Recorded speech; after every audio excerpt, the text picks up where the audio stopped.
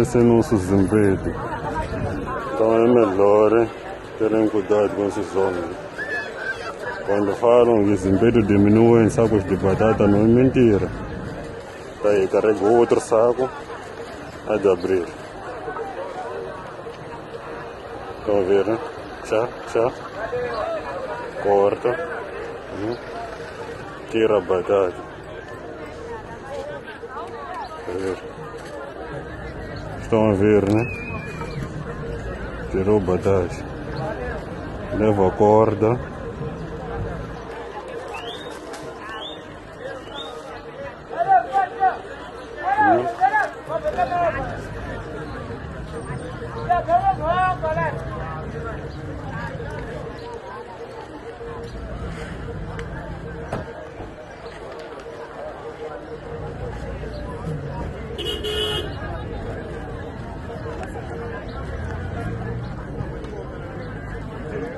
Aí, aquela senhora ali está a esticar bem o saco lá à frente para ele não ser visível.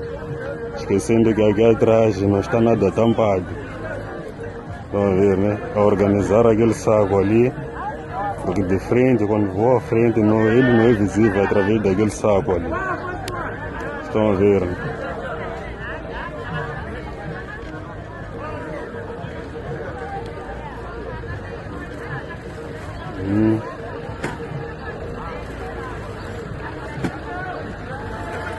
Estão a ver? Tchau. Outro saco.